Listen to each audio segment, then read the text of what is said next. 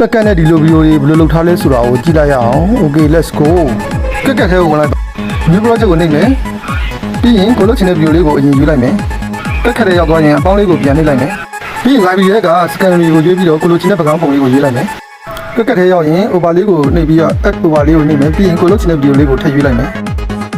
ဒီလိုလေးရပြီဆိုရင် remove background ကိုတွားပြီးတော့ custom remove ပဲကိုရွေးမယ် brand လေးကိုရွေးပြီးတော့ site လေးကိုသေးလိုက်မယ်ပြီးရင်ကိုလိုချင်တဲ့ပုံလေးကိုထောက်ပြီးတော့ color လေးချိန်လိုက်မယ်ပြီးတော့ရင်ဒါလေးကိုနှိပ်လိုက်ပါဒါဆိုရင်ကိုလိုချင်တဲ့ပုံလေးရလာပါပြီဒီပုံရပြီဆိုတော့နောက်တစ်ပုံအတွက်လည်းခုနလိုပဲဟိုလေးနှိပ်ပြီးတော့ကိုလိုချင်တဲ့ပုံလေးကိုရွေးမယ်ပြီးတော့ရင်ကျွန်တော်တို့ remove background နဲ့ပုံလေးကို color ပြင်ချလိုက်မယ်ဒါဆိုရင်ကျွန်တော်တို့ပုံနှစ်ပုံရသွားပါပြီရလာတဲ့ပုံလေးကိုနည်းနည်းစံဖြစ်အောင် transform လေးဝင်မယ် mirror လေးကိုနှိပ်လိုက်မယ်ဆိုရင်နည်းနည်းစံပုံလေးရသွားပါပြီပုံလေးကိုကိုလိုချင်တဲ့နေရာကိုရွှေ့ပြီးတော့ညီလေးပြအောင်လုပ်လိုက်မယ်ပြီးတော့ရင် opacity ထဲဝင်ပြီးတော့ကျွန်တော်တို့အောက်ကပုံလေးကိုနည်းနည်းလေး shadow လေးပြအောင်လုပ်လိုက်မယ်ဒါဆိုရင်တော့ကျွန်တော်တို့ခုလိုမျိုး view လေးကိုရရှိမှာဖြစ်ပါတယ်